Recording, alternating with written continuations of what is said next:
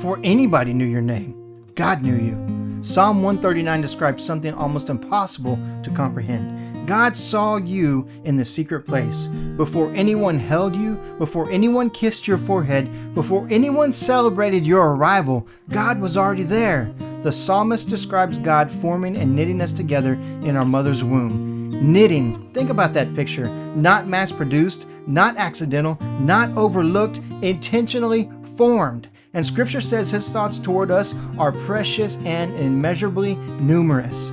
That means before the world ever formed an opinion about you, God knew you. Before your first success, He knew you. Before your greatest failure, He knew you. And here's what should bring you to your knees.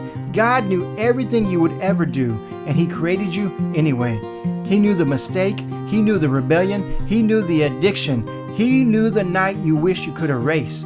He knew every time you would run from Him, and still, He gave you breath.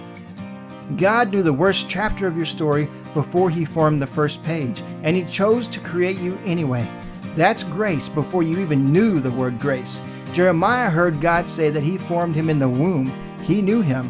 David understood that there was nowhere he could run from God's presence, and eventually Jesus would tell His disciples that even the hairs of their heads were numbered. Do you understand what the Scripture is telling us? You are known completely. And that's terrifying until you understand who is doing the knowing. Because we hide from people when we're afraid that if they really knew us, they might stop loving us. But you cannot surprise God with your past. You cannot confess something and hear heaven say, "We didn't know about that." He already knew. The cross was never God's reaction to discovering how sinful humanity had become.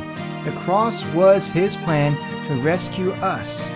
That's why Ephesians says salvation is grace, not achievement, not performance, grace. You don't clean yourself up so Jesus will come near. You come to Jesus because you cannot clean yourself up. And He already knows exactly what He's getting. Every wound, every failure, every secret, every broken piece. He knows you completely and still calls you. So maybe the question isn't, does God know what I've done? He does. The question is, knowing everything about me, could He possibly still want me?